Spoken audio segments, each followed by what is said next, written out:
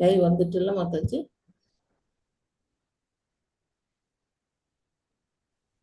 வந்துச்சு வந்துச்சு மாதாஜி.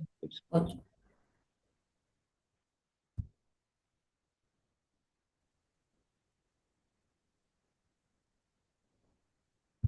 மாதாஜி நான் இவங்கள்ட்ட பேசிட்டேன், தாரணேஸ்வரி மாதாஜிட்ட பேசிட்டேன். அவங்க வந்து பொதுவா துர்கா மாதாஜி ஹரே கிருஷ்ண மாதாஜி. சொல்லுங்க மாதாஜி. அவங்க வந்து அதிகபட்சம் லீவ் விடுறது இல்லைங்கிற மாதிரி தான் சொன்னாங்க. ஓகே சரி, மாதாஜி. பரவாயில்ல, எல்லா டிவோட்டியுமே வந்து கலந்துக்கிறாங்கல்ல. நேமா எல்லா டிவோட்டிஸும் நேரத்தோட படைச்சிட்டு நாளைக்கு வந்துருங்க கிளாஸுக்கு. யாரும் லீவ் எல்லாம் போட வேண்டாம், கிளாஸ் எப்போதும் போல நடக்கும். ஆனா நான் வந்து மாதாஜி எனக்கு பதில் சங்கீதா மாதாஜி நாளைக்கு ஒரு நாளைக்கு எடுக்கிறேன்னு இருக்காங்க. ஓகே மாதாஜி. அவங்க ஒரு நாள் பார்த்துக்கிட்டு. ஹரே கிருஷ்ணா. ஹரே கிருஷ்ணா.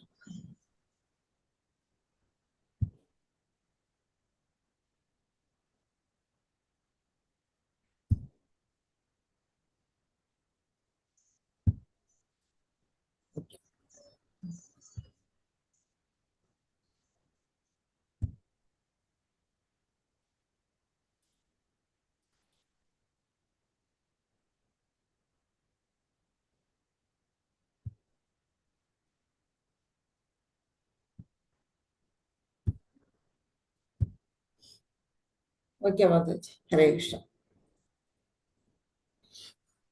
ஓம் நமோ பகவதே வாசுதேவாய. ஓம் நமோ பகவதே வாசுதேவாய. ஓம் நமோ பகவதே வாசுதேவாய. ஓம் அஞ்ஞானதிமிராந்தஸ்ய ஞானாஞ்சனशलाकया चक्षुरुन्मीलितं येन तस्मै श्रीगुरवे नमः. श्रीचैतन्यमनोभीष्टं स्थापितं येन भूतले स्वयं रूपा कदा मह्यं ददाति स्वपदान्तिकं. हे कृष्णा करुणा सिन्धु दीनबन्धो जगत्पते गोपेशा गोपिका कान्ता राधा कान्ता नमोस्तुते.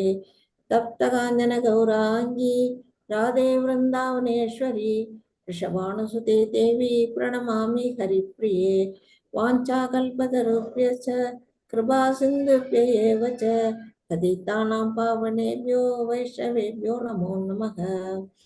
नमो ॐ विष्णुपादाय कृष्णप्रेष्ठाय भूतले श्रीमते भक्तिवेदान्त स्वामिन् इति नामिने. नमस्ते सरस्वती देवे गौरवाणी प्रचारिणे निर्विशेष शून्यवादे भाषत्यादेशतारिणे. जय श्री कृष्ण चैतन्य प्रभो नित्यानंद श्री अद्वैत गदाधर श्रीवासादि गौर भक्त वृंदा. हरे कृष्णा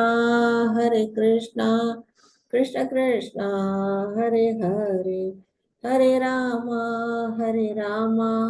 राम राम हरे हरे. हरे कृष्णा कृष्ण कृष्ण हरे हरे, हरे राम राम राम हरे हरे. हरे कृष्ण. ஹரே கிருஷ்ணா டிவோட்டிஸ். இன்னைக்கு நம்ம நேத்தி பார்த்தது நம்ம என்ன பார்த்தோம்? அத்தியாயம் 3. அதுல வந்து என்ன சொல்லியிருந்தாங்க அப்படின்னா, அர்ஜுனர் வந்து முதல்ல எடுத்தோடனே அவர் கேட்கிறாரு, துரத்தல், செயலை துறக்கணுமா அல்லது செயல் புரியணுமா அப்படின்னு வந்து பகவான்கிட்ட கேட்கிறாரு. அதை நம்ம வந்து 3.1 இருந்து 2 வரையில் உள்ள ஸ்லோகங்கள்ல பார்த்தோம். அடுத்தது வந்து அதுக்கு வந்து பகவான் என்ன சொல்றாரு, செயலை வந்து துறக்கிறது வந்து சரி கிடையாது, துறக்கலாம், ஆனா அது ரொம்ப கடினமானது. அதை விட செயல்பாடு பக்தி நெறியில செயல்படுறதுதான் சிறந்ததுங்கிறத சொல்லுவாரு. அது எப்படி பக்தியோட செயல்படுறது அப்படிங்கிறதுக்கு தான் நிஷ்காம கர்ம யோகம். அதை பத்தி எல்லா செயல்களையும் என்ன செய்யணும், பகவானுக்கு அர்ப்பணிச்சுட்டு நாம செயல்படணுங்கிறது தான் நிஷ்காம கர்ம யோகா. அதை பத்தி பகவான் சொல்றாரு. அது பத்தி அடுத்தது வந்து ஞான யோகம். அதையும் அவர் வந்து 3.3 இருந்து 3.9 வரை உள்ள ஸ்லோகங்கள்ல பார்த்தோம். அடுத்தது கர்ம காண்டான்னா என்ன, கர்ம யோகா அப்படின்னா என்ன, நமக்காக நாம செய்யக்கூடிய எல்லா செயல்களும் கர்மகாண்டா. அதே பகவானுக்காக நம்ம அர்ப்பணிச்சு செய்யறது எல்லாம் கர்ம யோகா. அதுதான் டிஃபரன்ஸ். அதை பத்தியும் நம்ம 3.10ல இருந்து 16 வரையில் உள்ள ஸ்லோகங்கள்ல பார்த்தோம். அடுத்தது எடுத்துக்காட்டாக வழி நடத்துங்கள் அப்படின்னு பகவான் சொல்றாரு. 3.70ல இருந்து 3.35 உள்ள ஸ்லோகங்கள்ல எத் எத் ஆஸ்ரதி ஸ்ரேஷ்டஸ், அது மூலமா எப்படி சொல்றாரு, ஜனக மகாராஜார் எப்படி ஒரு ராஜ ரிஷியா வாழ்ந்தாரு அப்படிங்கிறத நம்ம உதாரணமா பார்த்தோம். நம்ம பகவான் கிருஷ்ணர் எதற்காக யுத்த காலத்துல செயல்படுறாருங்கிறத அவரே சொல்றாரு. அது மாதிரி அர்ஜுனா, நீயும் மற்றவர்களுக்கு எடுத்துக்காட்டா நீங்க நடந்துக்கணும் அப்படிங்கிறத பத்தி எல்லாம் அவர் சொன்னாரு. கடைசியா மிகப்பெரிய எதிரி காமம் எந்தெந்த நம்ம உடல்ல எங்கெங்க எல்லாம் இருக்கு அப்படிங்கிறதெல்லாம் நம்ம பார்த்தோம். நம்மளுடைய புலன்கள், மனசு மற்றும் நம்மளுடைய அந்த உடல், அந்த இடத்துல எல்லாம் இந்த காமம் என்ன செய்யுது, அமரக்கூடிய இடம் அப்படின்னு நம்ம இதை படிச்சோம். அது எல்லாத்தையும் இதெல்லாம் அது எது, நம்மளுடைய மிகப்பெரிய எதிரி எது அப்படின்னா அந்த காமம் தான். அது இக வைரினம் அப்படின்னு சொல்லப்பட்டிருக்கு. அதுதான் 3.36 to 43 வரையிலும் உள்ள ஸ்லோகங்கள்ல அதை பத்தி சொல்லுது. அந்த காமத்தை எப்படி வெல்லலாம் அப்படிங்கறத பத்தியும் நம்ம படிச்சோம். அதாவது பகவான் மேல வைக்கக்கூடிய நம்மளுடைய அன்பானது திரிஞ்சு நம்ம காமமா இந்த பௌதிக உலகத்துல நம்ம பேராசை கொள்றோம். எதை கண்டாலுமே என்ன செய்யறோம், பற்றுதல், அப்புறம் அதுல மேல காமம், அப்புறம் கோபம், இப்படி எல்லாம் நம்மளுடைய நிலைமைகள் வருது. பால் தயிரா திரியறது மாதிரிதான் பகவான்கிட்ட வைக்க வேண்டிய அன்பானது திரிபடைஞ்சு நம்ம பௌதிகத்துல அனுபவிக்கிறோம். அதுதான் காமம் அப்படின்னு சொல்லப்படுது. அது நம்மளுடைய மிகப்பெரிய எதிரி. அது என்ன செய்யும், நரகத்துக்கு செல்லக்கூடிய ராஜபாட்டை. அதை பத்தி எல்லாம் நம்ம நேத்தி படிச்சோம். இன்னைக்கு நாம பார்க்க போறது சாப்டர் 4. இது ரொம்ப ரொம்ப முக்கியமான சாப்டர். ஏன்னா இது நம்ம பகவான் கிருஷ்ணர் பற்றிய அறிவெல்லாம் நம்ம படிக்க போறோம். பகவத்கீதையோட வரலாறு பற்றி எல்லாம் படிக்க போறோம். நிறைய விஷயங்கள் இதுல தெரியும். நம்மளுடைய 4 யுகங்களோட கால அளவெல்லாம் நம்ம பார்க்க போறோம். பிரம்மாவோட வயதை பத்தி பார்க்க போறோம். அப்புறம் நிறைய சாக்ரிஃபைசஸ் பத்தி எல்லாம் இதுல சொல்லி இருக்கிறாங்க. அதனால ரொம்ப ரொம்ப அதனாலதான் இது அறிவின், அதாவது ஆழ்ந்த அறிவு, ஞானத்தின் ஞான யோகா அப்படின்னு சொல்லப்பட்டிருக்குது. அதை பத்தி என்ன ஷார்ட் சம்மரிங்க என்ன கொடுத்திருக்காங்க அப்படின்னா, கிருஷ்ணரை பற்றிய ஆழ்நிலை அறிவு, பகவான் கிருஷ்ணரை பற்றிய அந்த அறிவு, ஞானம், அவரை பற்றிய ஞானத்தை எதுல இருந்து எதுவரையில சொல்லி இருக்கிறாங்கன்னா 4.1ல இருந்து 10 வரையிலும் உள்ள ஸ்லோகங்கள்ல ஏவம் பரம்பரா பிராப்தம் அதுல நம்ம பார்க்க போறோம். கிருஷ்ணர் அனைத்து பாதைகளின் குறிக்கோளாகவும் வர்ணாசிரம அமைப்பை உருவாக்கியவராகவும் இருக்கிறார். யார் நமக்கு வர்ணாசிரமத்தை வகுத்து கொடுத்தவர் அப்படின்னா பகவான் கிருஷ்ணர்.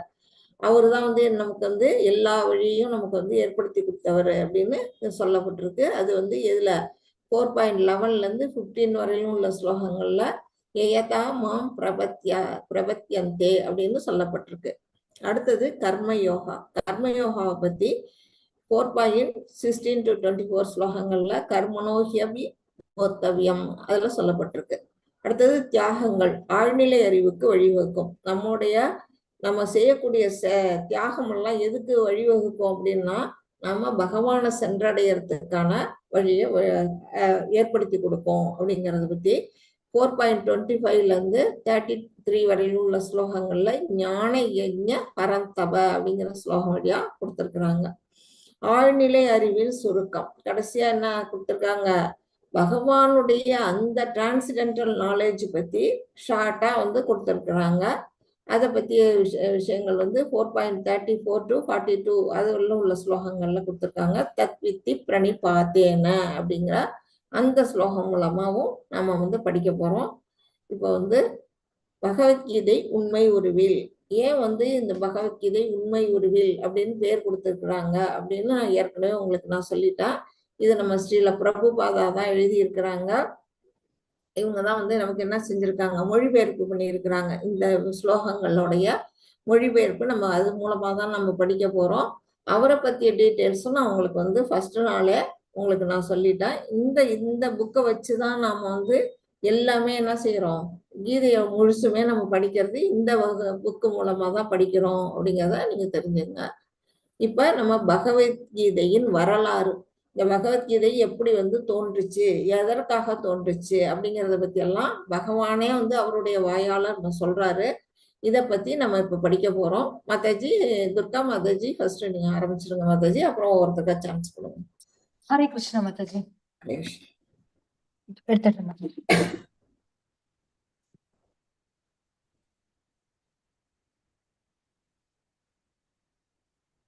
ஓம் ஓம் ஸ்ரீ பரமாத்மனே நமः.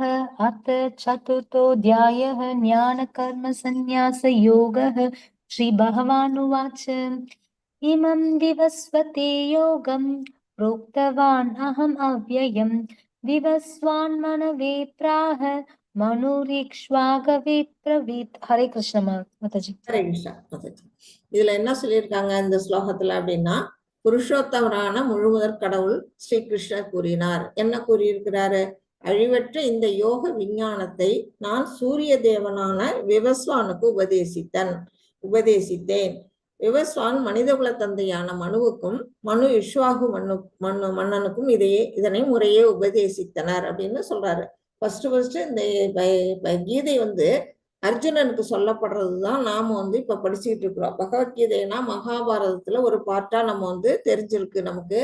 அது வந்து யாருக்கு யார் சொன்னா அப்படின்னா, பகவான் கிருஷ்ணர் வந்து அர்ஜுனனுக்கு போர்க்களத்துல ஒரு 3/4 மணி நேரம் 45 நிமிஷத்துல சொல்லப்பட்ட இந்த கீதையை தான் நமக்கு பத்தி தெரியும். ஆனா பகவான் என்ன சொல்றாரு, இதுக்கு முன்னாடியே இந்த விஞ்ஞானத்தை நான் யாருக்கு சொன்னேன், அழிவற்ற இந்த யோக விஞ்ஞானத்தை வந்து நான் இதுக்கு முன்னாடியே சூரிய தேவன் சூரியன் நமக்கு இருக்காங்க இல்லையா, அந்த சூரிய தேவனான விவஸ்வான், அந்த சூரியனுக்கு பேர் என்ன அப்படின்னா விவஸ்வான், அந்த சூரிய தேவனான அந்த விவஸ்வானுக்கு நான் ஏற்கனவே இதை பத்தி நான் சொல்லியிருக்கிறேன். இந்த பிக்சர்ல பாத்தீங்கன்னா தெரியும், அவர் வந்து அங்க உபதேசம் பண்ணி இருக்கிறாரு. அந்த மாதிரி அவரு வந்து விவஸ்வான் யாருக்கு சொன்னாரு? மனித குல தந்தையான மனு தான் வந்து முதல்ல வந்து இந்த மனித குலங்களை உருவாக்குனவர். அதனால அவர் மனித குல தந்தைன்னு சொல்லப்படுறாரு. அவர் வந்து அவருக்கு வந்து விவஸ்வான் வந்து முதல்ல பகவான் சொன்னதை மனுவுக்கு சொன்னாரு. மனு வந்து யாருக்கு சொன்னாரு அப்படின்னா இஷ்வாகு மன்னன் யாரு அப்படின்னா நம்முடைய பகவான் ராமர் இல்லையா, அவர் தோன்றின அந்த குலத்துல முதல்ல அவருக்கு முன்னாடியே மூதாதையா இருக்கக்கூடிய இஷ்வாகு மன்னர்.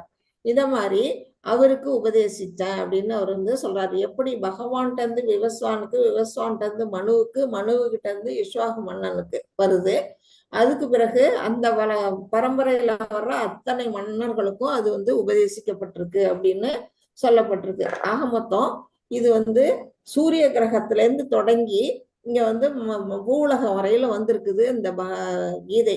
அந்த மாதிரி வந்திருக்கும் பொழுது எதற்காக வந்து அரசர்களுக்கெல்லாம் சொல்லப்பட்டிருக்கு, மன்னர்களுக்கு எதற்காக சொல்லப்பட்டது அப்படின்னா, அவர்கள் வந்து இந்த நாட்டை காக்குறாங்க. நாட்டை ஆள்றவங்க யாருன்னா மன்னர்கள். அவங்க வந்து மக்களை வந்து எப்படி பாதுகாக்கணும் அப்படின்னா, காமத்தில இருந்தும் பற்றுதல்ல இருந்தும், அந்த பௌதிக பற்றுல இருந்தும் அவங்களை வந்து பாதுகாக்க வேண்டிய கடமை வந்து யாருக்கு இருக்கு?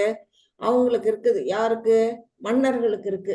அதுக்காகத்தான் அவங்களுக்கு வந்து இந்த யோக விஞ்ஞானத்தை வந்து உபதேசிச்சாங்க. அவங்க அந்த விஞ்ஞானம் தெரிஞ்சுக்கிட்டாங்கன்னா அதுபடி அவங்களுடைய ஆட்சி முறை இருக்கும். அதனால அவங்களுடைய மக்களை வந்து அந்த நல்வழிப்படுத்துவாங்க. அதற்காக தான் வந்து பகவான் வந்து இந்த கீதையை வந்து முதல்ல உபதேசிச்சிருக்கிறாரு அப்படிங்கிறத நம்ம தெரிஞ்சிருக்கோம். மொத்தத்துல இந்த கீதையை படிச்ச முதல் மாணவன் யாரு அப்படின்னு பாத்தீங்கன்னா விவஸ்வான், சூரிய கடவுளான விவஸ்வான் தான் ஃபர்ஸ்ட் இந்த கீதையை படிச்ச முதல் மாணவன் அப்படிங்கிறது நமக்கு தெரிஞ்சுக்கிறோம். இது வந்து ஃபர்ஸ்ட் கீதையோட முதல்ல தோன்றிய வரலாறு. இப்ப அடுத்தடுத்து பார்ப்போம். மாதாஜி யார் படிக்க போறீங்க மாதாஜி? மாதாஜி நான் படிக்கிறேன் மாதாஜி. படிங்க மாதாஜி. யாரோ நேத்து படிக்காதவங்க படிங்க. ஏவம் பரம்பரா பிராப்தம் இமம் ராஜர்ஷயோ விதுஹ சகாலேன மகாதா யோகோ நஷ்டஹ பரந்தப. ஹரே கிருஷ்ணா மாதாஜி. ஹரே கிருஷ்ணா. இதுல என்ன சொல்லியிருக்கிறாங்க அப்படின்னா, உன்னதமான இவ்விஞ்ஞானம் சீடர்களின் சங்கிலி தொடர் மூலமாக பெறப்பட்டு அவ்வாறே புனிதமான மன்னர்களால் உணரப்பட்டது. இப்போ வந்து நம்ம பார்த்தோம், பகவான் கிருஷ்ணர் வந்து விவஸ்வானுக்கு சொன்னாரு, விவஸ்வான் வந்து மனுவுக்கு சொன்னாரு, மனு வந்து இஷ்வாவுக்கு சொன்னாருன்னு நம்ம படிச்சோம். அந்த மாதிரி வரும்போது அது எப்படி வருதுன்னா, புனிதமான மன்னர்கள், நல்ல ஒழுக்கமுடைய அந்த மன்னர்கள்லாம் வரிசலா அவங்க பரம்பரையில வர்ற அந்த மன்னர்களுக்கு வழி வழியா எப்படி வருதுன்னா சீடத்தொடர், அதாவது சங்கிலி தொடர்னு சொல்லுவாங்க. ஒரு குரு கிட்ட இருந்து தான் என்ன செய்வாங்க, ஆச்சாரியார் வந்து ஒவ்வொருத்தரா வந்து படிப்படியா கீழே இறங்கிடுவாங்க. நம்ம அன்னைக்கு கூட பார்த்தோம், பகவான் கிருஷ்ணர்கிட்ட இருந்து வேதங்கள்லாம் யார்கிட்ட வருது, பிரம்மாவுக்கு வருது. பிரம்மா கிட்ட இருந்து நாரதருக்கு வருது. நாரதர்கிட்ட இருந்து வியாச பகவானுக்கு வருது. வியாச பகவான்கிட்ட இருந்து வரிசலா வந்து குரு வம்சத்துல மத்வாச்சாரியார் அப்படின்னு குரு வம்சத்துல கடைசி குருவா நம்முடைய ஸ்ரீல பிரபுபாதாவை நம்ம பார்த்தோம். அந்த மாதிரி சங்கிலி தொடர், அதுதான் வந்து சீடர்களுடைய சங்கிலி தொடர் அப்படின்னு சொல்லப்படுது. அதுல வந்து வரிசையா வந்துகிட்டு இருக்கு. ஆனால் காலப்போக்கில் அத்தொடர் விட்டு போகவே நடுவுல என்னாச்சு, நடுவுல வந்து அது நின்னுட்டுது. அது கண்டினியூஸ் ஆகாம நடுவுல கொஞ்ச நாள் என்ன பண்ணுச்சுன்னா அது தொடர்ந்து விட்டு போயிடுச்சு. அதனால இவ்விஞ்ஞானம் மறைந்து விட்டதை போல தோன்றுகின்றது. அந்த விஞ்ஞானம் என்ன செய்யுது, நடுவுல வந்து டிஸ்கண்டினியூ ஆயிடுது. அதனால என்ன செய்யுதுன்னா மக்கள் வந்து தீய வழியில போறதுக்கான வாய்ப்பு ஏற்படுது. இப்ப வந்து அடுத்தது பிறக்க போறது கலியுகம், துவாபர யுகம், மகாபாரத யுத்தம் நடக்குது. பின்னாடியே அடுத்தது கலியுகம் வரப்போகுது. இந்த விஞ்ஞானம் தெரியலன்னா மக்கள் வந்து ரொம்பவும் என்ன பண்ணுவாங்க, தீய வழியில எல்லாம் போய் கஷ்டப்படுவாங்க. அப்படிங்கிறதுக்காக தான் பகவான் என்ன செய்யறாரு, அர்ஜுனனை சூஸ் பண்ணி அவருக்கு இந்த கீதையை வந்து உபதேசம் பண்றாரு. நமக்கு வந்து அதன் மூலமா நமக்கு வந்து இந்த கீதை கிடைச்சது. இதுதான் வந்து பகவத்கீதையோட வரலாறு. இப்ப இதுல பாத்தீங்கன்னா இந்த சீட தொடர் இங்க பாத்தீங்கன்னா பகவான் கிருஷ்ணன் இங்க இருக்கிறாரு. அவர்கிட்ட இருந்து யாருக்கு வருது, பிரம்மாவுக்கு, அடுத்தது நாரதருக்கு, அவங்க வழியா மத்வாச்சாரியார், இப்படி ஆச்சாரியர்கள் வழி வழியா வந்து நம்ம ஸ்ரீல பிரபுபாதா மூலமா நாம வந்து இந்த பகவத்கீதை உண்மை உருவில்ங்கிற புக்கை வச்சு நாம வந்து இதை படிச்சு நாம கத்துக்க முடியுதுங்கிறத இங்க படமா கொடுத்துருக்குறாங்க. அடுத்தது இங்க வந்து பகவான் கிருஷ்ணர்ட்ட இருந்து சம்பிரதாயங்கள்லாம் எத்தனை வகை சம்பிரதாயங்கள், நான் ஃபர்ஸ்ட் நாளே உங்களுக்கு ஷார்ட்டா சொன்னேன், அது இங்க படத்தோட இருக்குது. சம்பிரதாயங்கள் 4 வகையான சம்பிரதாயங்கள் இருக்கு நம்ம இந்து தர்மத்துல. அது வந்து ஃபர்ஸ்ட் வந்து இங்க என்னன்னா பிரம்மா கிட்ட இருந்து வர்றது வந்து யாரு, பிரம்மாவுக்கு அடுத்தது அவருடைய அந்த சம்பிரதாயத்தை கடைபிடிச்சவரு மத்வாச்சாரியார் அப்படின்னு சொல்லப்படுது. இது வந்து நாம வந்து கடைபிடிக்கிற இந்த சம்பிரதாயம் தான், இதை நான் சொல்றேன். அடுத்ததா ஸ்ரீ சம்பிரதாயம் அப்படிங்கிறது வந்து நம்மளுக்கு தென்னகத்துல தமிழ்நாட்டுல வந்து எல்லாருக்கும் தெரியும். தென் தமிழகத்துல இதுதான் வந்து ஸ்ரீபாத ராமானுஜாச்சாரியார் அவருடைய வழிகள்ல வர்றவங்க எல்லாம் வந்து கடைபிடிக்கிறது ஸ்ரீ வைஷ்ணவம் அப்படின்னு சொல்லக்கூடிய அந்த ஸ்ரீ சம்பிரதாயம். அடுத்ததா இந்த சிவன் மூலம் ருத்ர சம்பிரதாயம்னு சொல்லப்படுது. அதுக்கு வந்து அவங்களோட வழியில யார் குருவா இருக்கிறாருன்னா விஷ்ணு சுவாமி அப்படிங்கிறவர் மூலமா அவருடைய சீடர்கள் வந்து அந்த சம்பிரதாயத்தை கடைபிடிச்சுக்கிட்டு இருக்கிறாங்க. அடுத்தது வந்து சனத்குமார, இது வந்து குமார சம்பிரதாயம். இது 4 வகை குமாரர்களும் உங்களுக்கு தெரிஞ்சிருக்கும், சனாதன குமாரன்னு. அந்த குமார சம்பிரதாயத்தை யார் கடைபிடிக்கிறா அப்படின்னா நிகம்பாச்சாரியார் அப்படிங்கிறவருடைய அந்த குரு மூலமா அவருடைய சீடர்கள் வந்து கடைபிடிக்கிறாங்க. இந்த 4 சம்பிரதாயமுமே சிறந்தது, எதுவுமே ஒண்ணுக்கு ஒண்ணு தள்ளுப்பட்டது கிடையாது. எந்த வழியை வேணாலும் நம்ம டிவோட்டிஸ் வந்து கடைபிடிக்கலாம். எல்லாமே எங்க போய் முடியும், பகவான் கிருஷ்ணர்கிட்ட கொண்டு விடுறதுக்கான சம்பிரதாயங்கள் தான். ஆனா நம்ம இஸ்கான்ல எந்த சம்பிரதாயம் இப்ப கடைபிடிச்சிட்டு இருக்கிறோம் அப்படின்னா இங்க ஃபர்ஸ்ட் இருக்கக்கூடிய பிரம்மா கிட்ட இருந்து நேரடியா வரக்கூடிய அந்த மத்வாச்சாரியார் மூலமா வர்ற சம்பிரதாயம். அதுதான் வந்து என்ன சொல்லப்படுது அப்படின்னா பிரம்ம கௌடிய மத்வ சம்பிரதாயம் சொல்லப்படுது. இதுதான் நம்ம இஸ்கான்ல கடைபிடிக்கிறாங்க. இந்த சம்பிரதாயத்தை வழியாதான் நாம வந்து பகவானை சென்றடையத்துக்கான வழிகளை ஏற்படுத்திக்கிறோம் அப்படிங்கிறத தெரிஞ்சுக்கணும். ஹரே கிருஷ்ணா. மாதாஜி இத கொஞ்சம் இந்த ஸ்லோகம் படிக்கலாம். 4.5 நான் படிக்கிறேன் மாதாஜி. படிங்க மாதாஜி. ஸ்ரீ பகவானுவாச்ச பகுனி மே வ்யதீதானி ஜன்மானி தவசார்ஜுனः தான்யகம் வேத சர்வாணி நத்வம் வேத பரந்தபः. ஹரே கிருஷ்ணா. இதுல என்ன சொல்றாங்க, ஆனால் எப்படி நீங்கள் என் சமகாலத்தவர், அர்ஜுனன் கேட்கிறாரு. அவருக்கு வந்து சந்தேகம் வந்துருது. அவர் என்ன சொல்றாரு, புருஷோத்தமரான முழுவதும் கூறியில் வந்து பகவான் பதில் சொல்றாரு இருக்கு. அதுக்கு முன்னாடி அர்ஜுனர் வந்து என்ன கேட்கிறாரு அப்படின்னா, நீங்க வந்து நீங்களும் நானும் பகவான் கிருஷ்ணாட்ட சொல்றாரு, நீங்களும் நானும் தோழமையா ஃப்ரெண்ட்ஸா இருக்கிறோம். என் அத்தை பிள்ளையா நீங்க இருக்கீங்க, 2 பேரும் ஒரே வயசா இருக்கிறோம். நீங்களும் நானும் ஒரு காலம் சமகாலத்துல வாழ்ந்துகிட்டு இருக்கிறோம். நீங்க எப்படி விவஸ்வானுக்கு உபதேசிச்சிருக்க முடியும்? இந்த விஞ்ஞானத்தை நான் விவஸ்வானுக்கு முன்னாடியே உபதேசம் பண்ணிட்டேன்னு சொல்றீங்களே, நான் எப்படி வந்து இதை ஏற்றுக்கொள்றது அப்படின்னுட்டு அவருக்கு சந்தேகம் வருது. அதை வந்து அவர் கேட்கிறாரு. அதுக்குதான் வந்து என்ன சொல்றாரு பகவான், புருஷோத்தமரான முழுவது கடவுள் பதில் சொல்றாரு, நானும் நீயும் பற்பல பிறவிகளை கடந்துள்ளோம். இது முதல் பிறவி கிடையாது அர்ஜுனா. இதுக்கு முன்னாடி நாம என்ன செஞ்சிருக்கோம், பல பிறவிகள் எடுத்திருக்கிறோம். என்னால் அவை எல்லாவற்றையும் நினைவு கொள்ள முடியும். ஆனால் எதிரிகளை தவிக்க செய்பவனே அது உன்னால் முடியாது. பகவான் வந்து முக்காலமும் உணர்ந்தவர், காலமே அவர்தான், காலத்தை கண்ட்ரோல் பண்ணக்கூடியவரே அவர்தான், காலமா வர்றவரும் அவர்தான். அதனால அவருக்கு என்ன தெரியும், இறந்த காலம், எதிர்காலம், நிகழ்காலம், எல்லா காலமும் அவரால் உணர முடியும். 2 பேருமே என்ன செஞ்சிருக்காங்க, பல பிறவி எடுத்திருக்கிறாங்க. நமக்கு தெரியும் பகவான் வந்து எத்தனை அவதாரங்கள் எடுத்திருக்கிறாரு அப்படிங்கிறது நமக்கு தெரியும். அதே மாதிரி ஒவ்வொரு யுகங்கள்லயும் அவர் என்ன செய்யறாரு, யுகம் தோறும் அவர் தோன்றிக்கிட்டு இருக்கிறாரு. ஆனா அவருக்கு வந்து மறதிங்கிறது கிடையாது. ஏன்னா அவருதான் முழுமுதற் கடவுள்.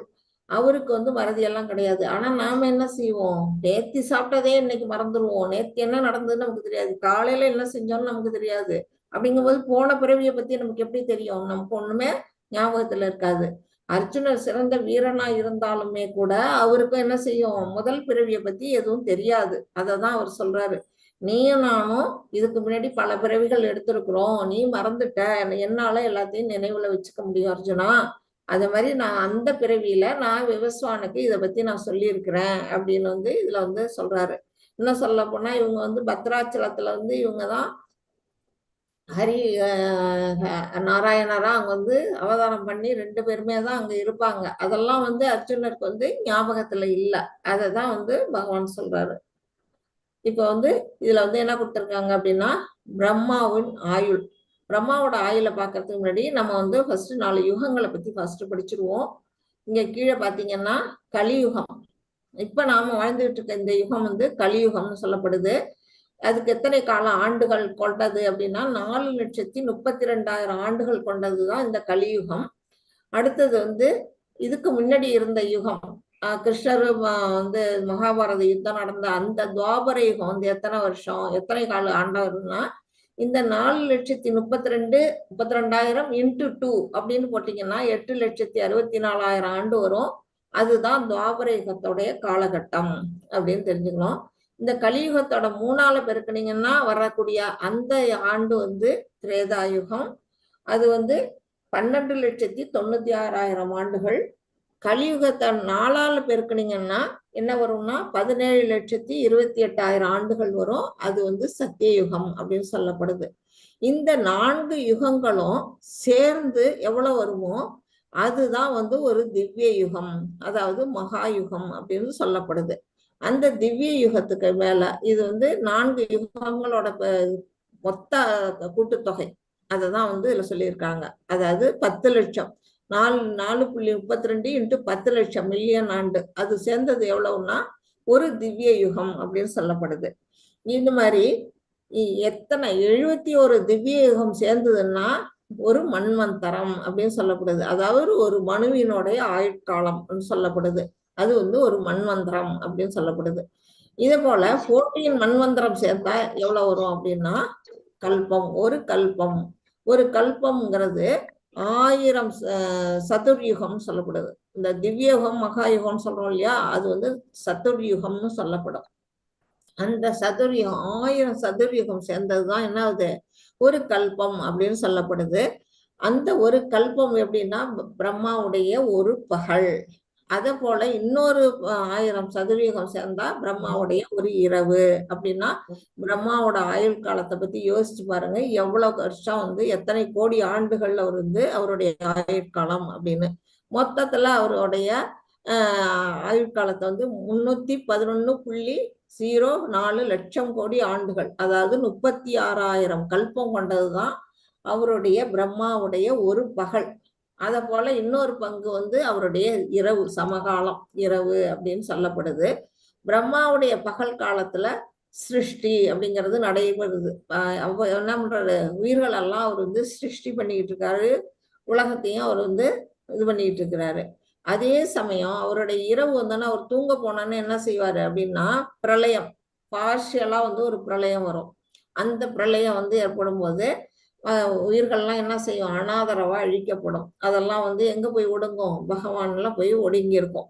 அதுக்கு பிற்பாடு மறுபடியும் பகல் வரும். பிரம்மாவுடைய பகல் வந்தோன்னா மறுபடியும் அவர் வந்து என்ன பண்ணுவார், சிருஷ்டியை தொடங்குவார். இப்படியே அவருடைய பகல்ல வந்து அதாவது 36,000 கல்பத்துக்கு ஒரு கல்ப வருஷங்களுக்கு ஒரு முறை அந்த இது நடக்கும், பிரளயம். அந்த பிரளயத்தும் போது உயிர்கள் எல்லாம் அழியறதும், இரவு வந்தாலும் உயிர்கள் அழியறதும், பகல் வந்தோன்னா உயிர்கள்லாம் உற்பத்தி ஆகுறதுமா இந்த மாதிரி உலகத்துல வந்து நடைபெற்றுக்கிட்டு இருக்குது. அதுக்கு பிறகு அவர் பிரம்மாவோட ஆயுட்காலம் 100 ஆண்டு காலம். அந்த 100 ஆண்டு காலம் அவருக்கு வந்து மொத்த வயசு 100 வயசு. இதை போல ஒரு நாள் வயசும் நம்ம காட்டுறேன். ஆயுள் காலம் 100 வயசு முடிஞ்சோன்னா, ஹரே கிருஷ்ணா மாதாஜி வீட்டுல இருந்துங்க, ஆயுட்காலம் முடிஞ்சோன்னா அவருடைய காலம் முடிஞ்சிடும். அவரும் இறந்து விடுவாரு. அவருக்கும் என்னது, நித்தியமானது கிடையாது. அதுக்கு பிறகு வேற ஒரு பிரம்மா வருவாரு, அவரு வந்து இந்த தொழில வந்து செய்வாரு அப்படின்னு நம்ம வேதங்கள்ல சொல்லப்பட்டிருக்கு. அடுத்ததா வந்து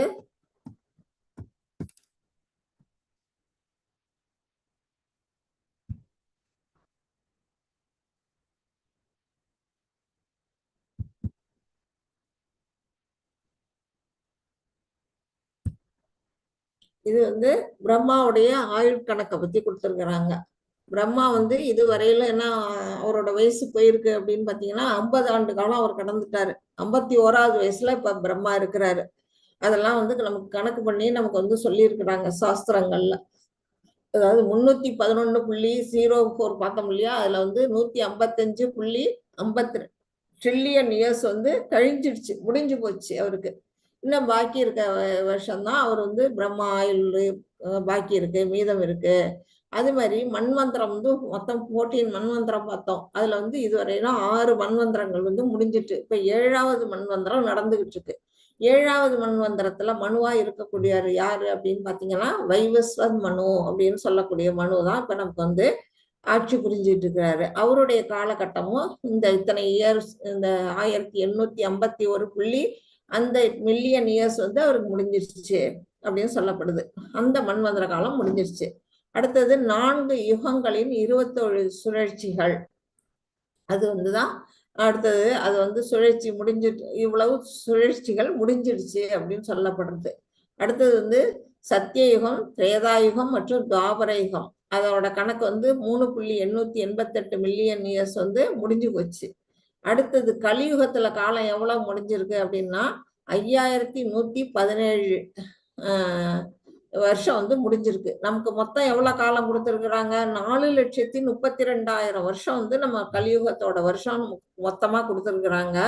அதுல இப்ப கடந்து போன காலம் வந்து எவ்வளவு இருக்கு, வெறும் 5117 வருஷம் தான் முடிஞ்சிருக்கு. அப்ப இன்னும் கலியுகம்னு எவ்வளவு காலத்துக்கு இருக்குன்னு பாருங்க. நம்ம எப்பயாவது யாராலையோ சொல்றாங்க உலகம் அழிய போகுது, உலகம் அழிய போகுது. அதெல்லாம் இல்லை. உலகம் எல்லாம் இப்போதைக்கெல்லாம் அழியாது அப்படிங்கிறத நம்ம இதை பார்த்து நம்ம புரிஞ்சுக்கணும். இப்ப கலியில 5100 சொச்ச வருஷத்திலேயே கலியோட வந்து கொடுமைகள் வந்து நம்ம கண்கூடா பாக்குறோம். இன்னும் இருக்க காலகட்டத்துல கலியோட ஆட்டம் வந்து எப்படி இருக்கும்னு பாருங்க. ரொம்ப ரொம்ப மோசமான அது இருக்கும். அதுக்கெல்லாம் நம்ம என்ன செய்யணும், அதுக்குள்ள நம்ம பகவானை போய் சென்றடைஞ்சிடறதுக்கு நாம நம்மளுடைய வாழ்க்கையை வந்து மேம்படுத்திக்கணும். இதுல வந்து பிரம்மாவின் வாழ்க்கை 155.52 இந்த வருஷம் வந்து அவருக்கு வந்து முடிஞ்சு போச்சு அப்படின்னு சொல்லப்பட்டிருக்கு. அடுத்தது இதுல லைஃப் ஆஃப் மனுவோட லைஃபை பத்தி கொடுத்துருக்குறாங்க. அவர் வந்து 4 யுகங்களின் 27 சுழற்சிகள் அவருக்கு முடிஞ்சு போச்சு. இது இப்ப நம்ம பார்த்ததே தான். சத்தியாயுகம், துவாபர யுகம் இவ்வளவு முடிஞ்சிருச்சு, கலியுகத்துல இவ்வளவு வருஷம் முடிஞ்சிருச்சு. மனுவோட வாழ்க்கை, அவரோட வாழ்க்கை எவ்வளவு இருக்குன்னா வந்து 116.64 + 3.888 + 0.005117, அதாவது 120 மில்லியன் இயர்ஸ் வந்து மனுவோட வாழ்க்கை முடிஞ்சிருக்கு அப்படின்னு சொல்லப்பட்டிருக்கு. மனு பிறப்பதற்கு முன்பே அதை ஏற்றுக்கொள்வது கீதை இறைவன் தனது சீடரான சூரிய கடவுள் விவஸ்வானிடம் பேசினார். இந்த காலக்கணக்கெல்லாம் இப்ப நமக்கு எதுக்காக கொடுத்திருக்கிறாங்க அப்படின்னா, பகவான் வந்து எப்ப சொல்லியிருக்கிற விவஸ்வானுக்கு சொன்னாரு. இந்த கீதையை வந்து உபதேசத்தை, யோக விஞ்ஞானத்தை வந்து நம்ம இவருக்கு சொல்லியிருக்கிறாங்க, விவஸ்வானுக்கு. விவஸ்வான் வந்து யாருக்கு சொன்னாரு? மனுவுக்கு சொல்லியிருக்கிறாரு. மனு பிறக்கிறதுக்கு முன்னாடியே இது வந்து இதை சொன்னதுனால அப்போ இதோட காலக்கெடு, நம்மளுடைய பகவத்கீதை பிறந்த வருஷம் வந்து எப்போன்னு பார்த்தீங்கன்னா, கீதை 120 மில்லியன் ஆண்டுகளுக்கு முன்பே விவஸ்வானுக்கு பேசினார் அப்படின்னு கொடுக்கு. இதுக்காக தான் இந்த காலம்லாம் கொடுத்துருக்குறாங்க. இதை போட்டு நீங்க ரொம்ப மண்டை குழப்பிக்க வேண்டாம், சும்மா லேசா தெரிஞ்சுக்கிட்டாலே போதும். இதுதான் வந்து நம்ம கீதை பிறந்த வருஷத்தை தெரிஞ்சுக்கிறதுக்கு தான் இது எல்லாமே கொடுத்துருக்குறாங்க. கீதா கம்மான் எர்த், எப்போ வந்து கீதை வந்து பூமிக்கு வந்தது அப்படின்னா மகாபாரதத்துல சொல்லப்பட்டிருக்கு. கீதையின் வரலாற்றை பின்வருமாறு கொடுத்திருக்கிறாங்க. திரேதாயுகத்தின் ஆரம்பத்தில், திரேதாயுகம் வந்து யார் ஆண்டது? ராமர் ஆண்டது. அந்த ஆண்டவரோட தொடக்கத்திலேயே விவஸ்வானால் மனுவுடனான இந்த உறவின் விஞ்ஞானம் வழங்கப்பட்டது. அப்பவே வந்து விவஸ்வான் வந்து மனுவுக்கு சொல்லிட்டாரு அப்படிங்கிறத சொல்லியிருக்கிறாங்க. மனு மனித குலத்தின் தந்தையாக இருந்ததால் இந்த பூமியின் கிரகத்தின் ராஜாவான தனது மகனான மகாராஜா இக்ஷ்வாகுவுக்கு கொடுத்தார். மனுதான் யாரு? மனித குல தந்தை. அதனால அவர் என்ன செஞ்சாரு? பூமியோட கிரகத்துல யார் ராஜாவா இருக்கிறாரு? இக்ஷ்வாகு ராஜா. அவருக்கு வந்து இந்த விஞ்ஞானத்தை அவர் கொடுத்தாரு அப்படின்னு சொல்லப்பட்டிருக்கு. ராமச்சந்திர தோன்றிய ரகுவம்சத்தின் முன்னோடி, அதாவது இக்ஷ்வாகு யாருன்னா ராமச்சந்திரருக்கு முன்னோடி, அவருக்கு முன்னாடி தோன்றிய அந்த ரகுவம்சத்துல வந்தவர்.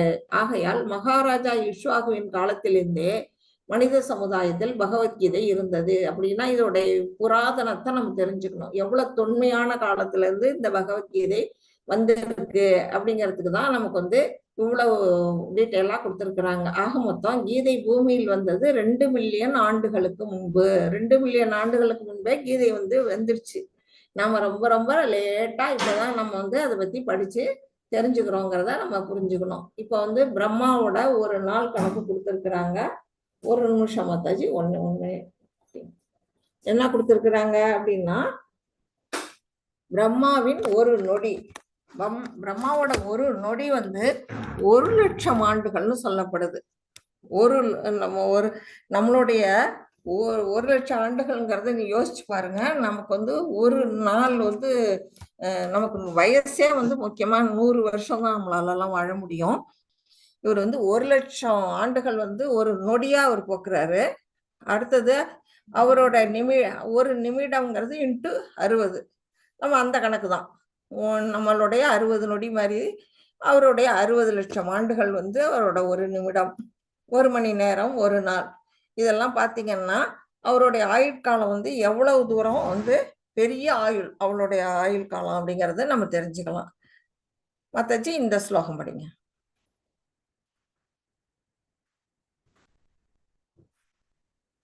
ஹரே கிருஷ்ணா மாதாஜி. ஹரே கிருஷ்ணா மாதாஜி. கிருஷ்ணர் எப்படி தோன்றினார்? அஜோவி சன்ன அவியாத்மா பூதானாம் ஈஸ்வரோ அபிசன் பிரகிருதிம் சுவாமி அதிஷ்டாய சம்பவாம் யாத்மா மயா. ஹரே கிருஷ்ணா மாதாஜி. மாயையா. ஹரே கிருஷ்ணா. தேங்க்யூ பிரபு. அதாவது இந்த ஸ்லோகம் மூலமா கிருஷ்ணர் எப்படி தோன்றினார் அப்படிங்கிறத நம்ம பார்க்க போறோம். கிருஷ்ணர் எப்படி தோன்றினார் அப்படிங்கிறது நமக்கு தெரியாது இல்லையா? அதுக்குதான் வந்து சொல்றாங்க, நான் பிறப்பற்றவனாக இருந்தாலும் எனது திவ்யமான உடல் அழிவற்றதாக இருந்தாலும் உயிர்வாழிகள் அனைவருக்கும் நானே இறைவனாக இருந்தாலும் நான் எனது சுயமான திவ்ய உருவில் ஒவ்வொரு யுகத்திலும் தோன்றுகின்றேன் அப்படின்னு பகவான் சொல்றாரு. அதாவது அவருக்கு வந்து பிறப்பு இறப்பு அப்படிங்கறதெல்லாம் நம்ம உயிர்வாழிகள் நமக்கு மட்டும்தான் இருக்குதே தவிர பகவானுக்கு என்ன கிடையாது, பிறப்பு இறப்பு கிடையாது. அவரு பிறப்பற்றவர். அப்புறம் அவருடைய திவ்யமான உடலுக்கு அழிவுங்கிறது இருக்கா அப்படின்னா அதுவும் கிடையாது. பிறப்பும் கிடையாது, இறப்பும் கிடையாது. அப்புறம் பகவான் தான் வந்து எல்லா உயிர்வாழிகளுக்கும் மூல ஆவதாரம். அவர் தான் வந்து பீஜம், விதையா இருக்கிறார். அவர் வந்து நமக்கெல்லாம் உயிர் கொடுக்க விதையா இருக்கிறாரு. அதனால அவர் தான் நம்ம எல்லாருக்குமே இறைவனா இருக்கக்கூடியவர். அவர் என்ன செய்யறாரு, அவர் தன்னோட சுயமான விருப்பம், அந்த சொந்த விருப்பத்தின் இதுலதான் வந்து ஒவ்வொரு யுகத்திலையும் தோன்றுகிறார். எப்படி தோன்றுகிறார் அப்படின்னா, இங்க வந்து தேவகியும் வசுதேவரும் இருக்காங்க. அவங்களுக்கு வந்து மகனா வந்து துவாபர யுகத்துல பிறக்கிறாரு. அப்போ வந்து அவர் ஃபர்ஸ்ட் அவருக்கு அவங்களுக்கு முன்னாடி எப்படி காட்சி கொடுக்கிறாரு அப்படின்னு பாத்தீங்கன்னா, 4 கை ரூபத்துல வந்து விஷ்ணு ரூபத்துல வந்து காட்சி கொடுக்கிறாரு. பாத்தீங்கன்னா அவர் வந்து எப்படி பாருங்க, கையில வந்து சங்கு, சக்கரம், கதை, அப்புறம் தாமரை மலர் ஏந்திக்கிட்டு அவர் வந்து 4 கை ரூபத்துல வந்து அவங்களுக்கு வந்து காட்சி கொடுத்து விஷ்ணு ரூபத்துல வந்து காட்சி கொடுக்கிறாரு. அதை பார்த்தோம்னா வசுதேவருக்கும் தேவகிக்கும் என்ன வருது, பயம் வருது. ஏன் பயப்படணும், ஏன்னா கம்சனால அவருக்கு வந்து அழிவு ஏற்படும், கம்சன் வந்து கொன்னுடுவான் அப்படின்னு ஒரு பயத்துல அவங்க வந்து சொல்றாங்க. அவங்க வந்து வேண்டிக்கிறாங்க, இல்லப்பா நீ நார்மல் குழந்தை மாதிரி சாதாரண வடிவத்துல வா அப்படின்னு சொல்லி அவங்க கேட்டுக்கிட்டதுக்கு அப்புறம் அவர் என்ன செய்யறாரு, 2 கை ரூபத்துல கீழே பாருங்க, கீழே வந்து அந்த குழந்தை கிருஷ்ணரா அவர் வந்து 2 கை ரூபத்துல மறுபடியும் குழந்தையா வராரு. இது வந்து நம்மளுடைய இதுல வந்து பாகவதத்துல சொல்லப்பட்டிருக்கு இந்த சரித்திரம். அதை நீங்க படிச்சீங்கன்னா நல்லா அதுல புரிஞ்சுக்கலாம். இப்படிதான் வந்து கிருஷ்ணர் வந்து ஃபர்ஸ்ட் தோன்றினார் அப்படிங்கிறது இந்த ஸ்லோகம் மூலமா தெரிஞ்சுக்கிட்டோம். அதாச்சு இத படிங்க 4.7.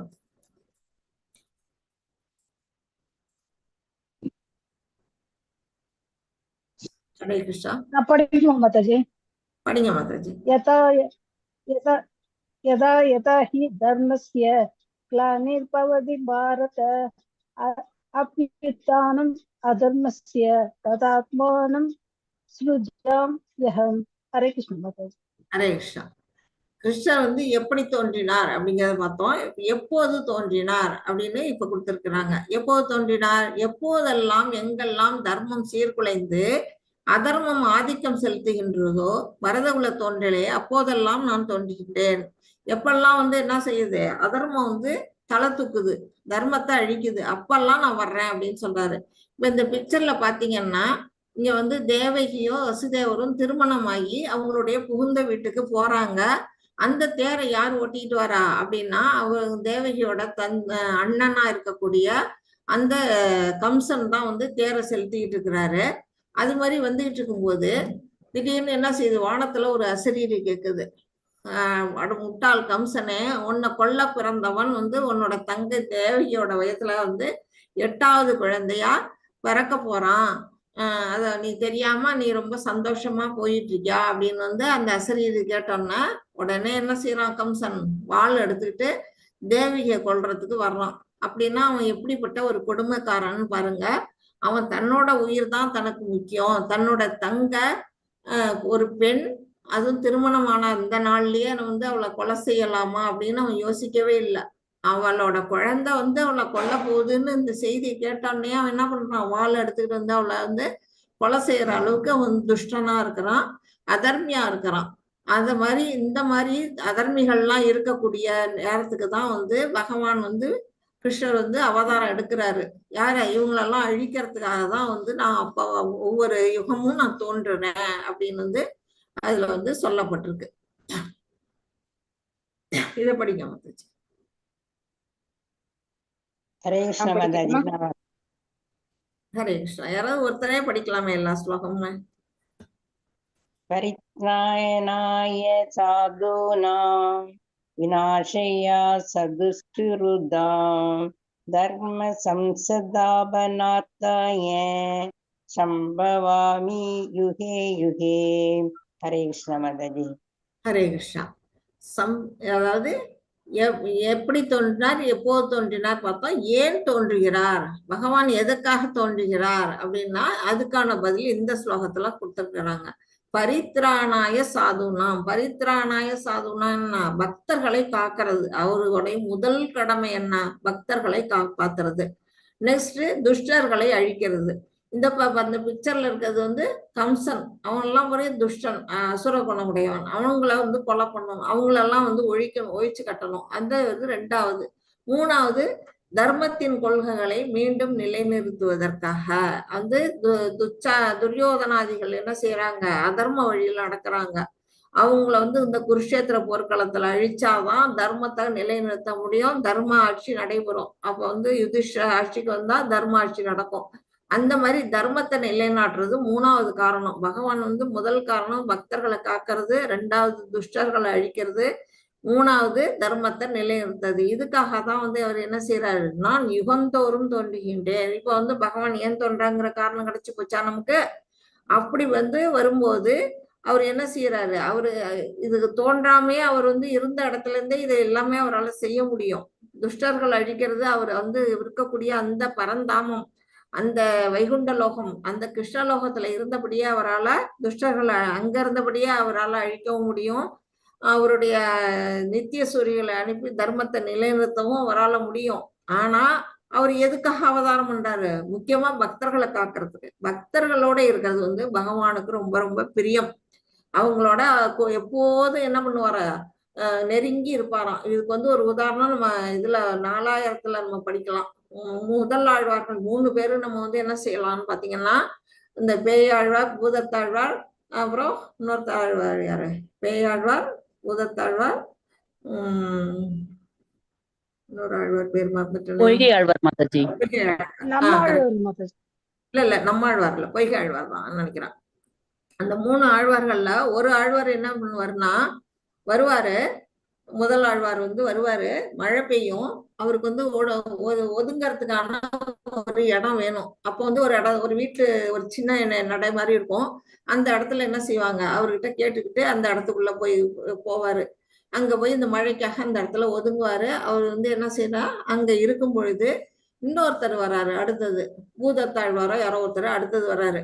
அவரு வந்தோன்னா இப்ப வந்து ஒருத்தர் வந்து படுத்திருக்கலாம், அந்த அளவுக்கு அந்த இடம் இருக்கும். இவர் வந்தானே என்ன செய்வாரு, இவருக்கு இடம் கொடுக்கணும்னு அவர் எழுந்திரிச்சு உட்கார்ந்துக்குவாரு. இப்ப 2 பேரும் அங்க உட்கார்ந்து இருப்பாங்க. அந்த மாதிரி உட்கார்ந்து இருப்பாங்க மழைக்கு ஒதுங்கி. அடுத்தது 3வது ஆழ்வார் வராரு. 3வது ஆழ்வார் வந்தோன்னா 2 பேரும் உட்கார முடியாது, ஏந்திரிச்சு நிக்கணும். 3 பேரும் என்ன செய்யறாங்க, அப்ப நிக்கிறாங்க. மழை கொட்டுது, இரவு நேரம், இருட்டா இருக்கு. அந்த இடத்துல வந்து ஒருவர் படுக்கலாம், இருவர் இருக்கலாம், மூவர் நிற்கலாம்ங்கிற அந்த 3 பேரும் 3 ஆழ்வார்களும் நின்றுகிட்டு இருக்காங்க. அந்த இடத்துல வந்து திடீர்னு பார்த்தா இருட்டுல அவங்களுக்கு ஒன்றும் புரியல, யாரோ நெருக்கிற மாதிரி இருக்கு. யாரு நம்மள நெருக்குறாங்கன்னு ஒண்ணுமே தெரியல அவருக்கு. 3 பேருக்கும் முழிக்கிறாங்க. அப்பதான் 3 பேரும் என்ன செய்யறாங்க, பாடல் ஏற்றுறாங்க, பகவான் மேல பாடல் ஏற்றுறாங்க. உள்ளம் தகலியா ஊனுடம்பு அதுன்னுட்டு அந்த ஒரு பாடு, 3 பாட்டுமே ரொம்ப சூப்பரான பாட்டு இருக்கும். அந்த 3 பாட்டையும் நான் மறந்துட்டேன். அது அந்த பாட்டை வந்து ஒவ்வொரு ஆழ்வாரும் ஒவ்வொருத்தரும் பாடுறாங்க. அந்த பாட்டு பாடணும்னா அவங்க வந்து அவங்களுடைய அந்த மனசுங்கிற அந்த விளக்கு வெளிச்சத்துல வந்து அங்க இன்னொருத்தர் யார் நிக்கிறா அப்படின்னு பார்த்தா பகவான் நிக்கிறாரு. பகவான் பெருமாளே இறங்கி வந்து இவங்களோட நெருங்கிட்டு நிக்கிறாராம். அவருக்கு வந்து பக்தர்களோட நெருங்கி அப்படியே ஒடுங்கி நெருங்கி நிக்கதான் ரொம்ப ரொம்ப பிரியமா அவருக்கு. எப்போதும் பக்தர்களோட தான் இருக்க விருப்பம். அதுக்குதான் நான் இது உதாரணம் சொன்னேன். அந்த மாதிரி வந்து நெருக்கிட்டு பகவான் வந்து நிக்கிறாரு அப்படிங்கிறது அந்த பாடல்ல நம்ம பாக்குறோம். அது மாதிரி இங்க எதுக்கு வராரு, பக்தர்களை காக்கிறதுக்கு மட்டும் இல்ல, அவங்களோட கலந்து விளையாடணும். கோகுலத்துல வந்து கோபர்களோடய அவர் என்னென்ன விளையாட்டெல்லாம் விளையாண்டாரு, லீலைகள்லாம் படம் நடத்தினாரு. அதெல்லாம் அவருக்கு பிரியம். அதனாலதான் வந்து பகவான் வந்து இங்க வந்து முக்கியமா வந்து இந்த பூலோகத்துல அவர் தோன்றினாரு அப்படிங்கிறத நாம தெரிஞ்சுக்கணும். மத்தாச்சி இதை படிங்க 4.9.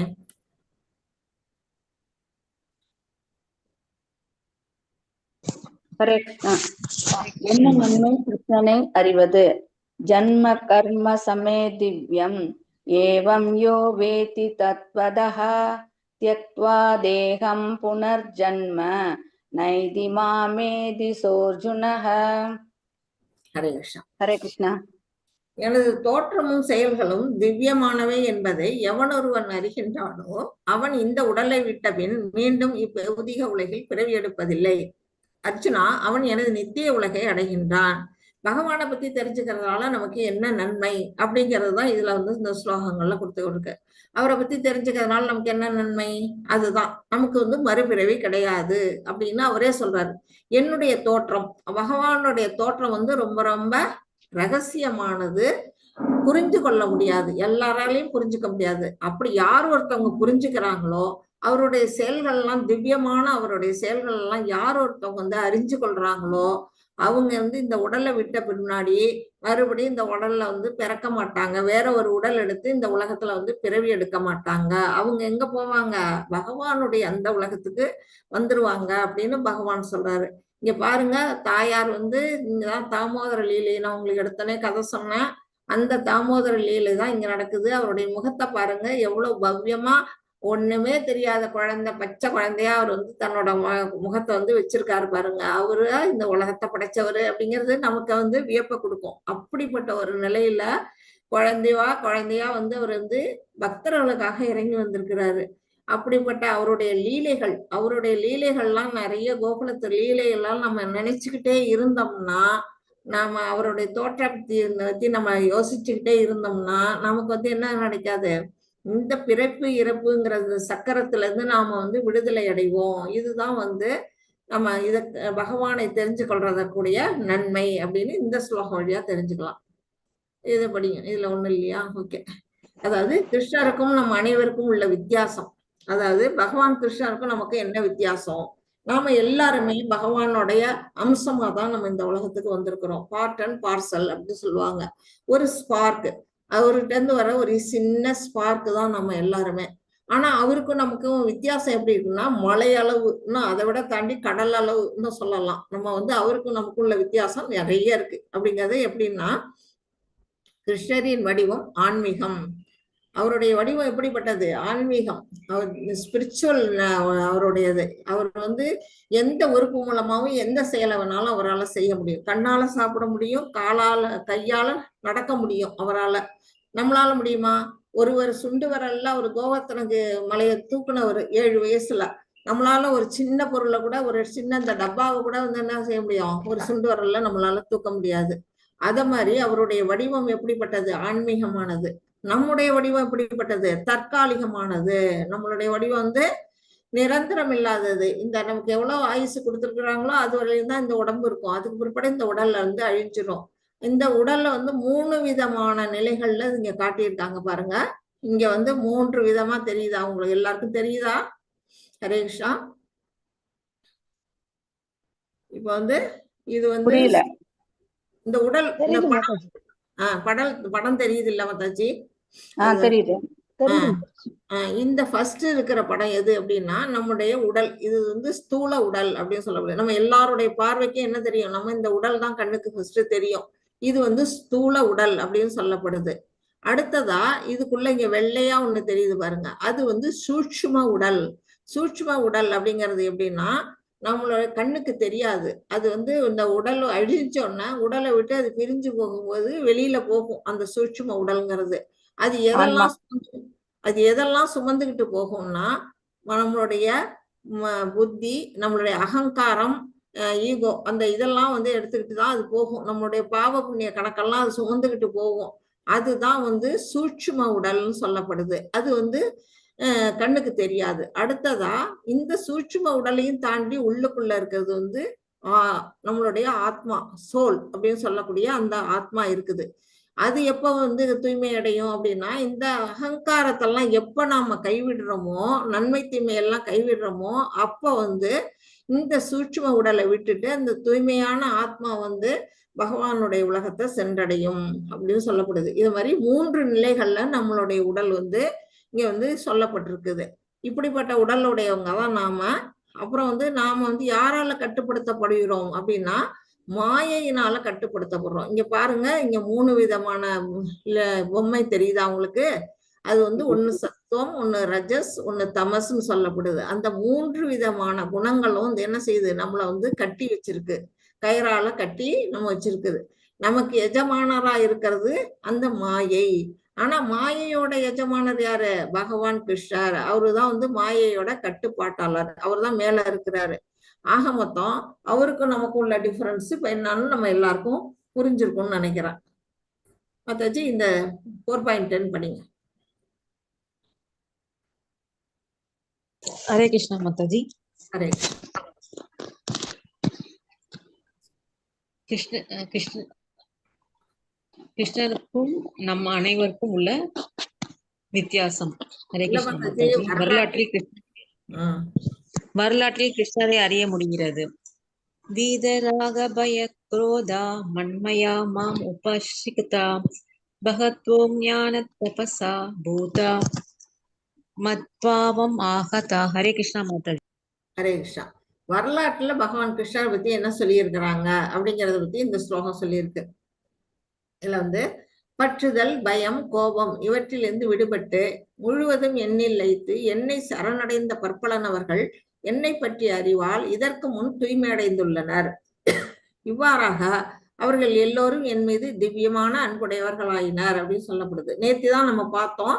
அந்த வந்து எப்படி வருது, அது ஒரு சக்கரம் மாதிரி வந்துகிட்டே இருக்கும். நம்ம உன்னோட புலனுகர்ச்சி வந்து ஃபர்ஸ்ட் பாக்குது, அது மேல பற்று வைக்கிறோம், அது காமமா மாறுது, கோபமா மாறுது. கோபத்துல இருந்து நம்ம மனம் வந்து என்ன செய்யுது, நிலை இழக்குது, மயக்கம் வருது. அதுல இருந்து நினைவு நிலை தடுமாறி நம்ம வந்து அறிவிழந்து வீழ்ச்சி அடைகிறோம்னு நம்ம பார்த்தோம். அதுதான் வந்து இங்க சொல்லியிருக்கு. பற்றுதல், பயம், கோபம். ஃபர்ஸ்ட் பற்றுதல், அடுத்தது பயம், அடுத்தது கோபம்.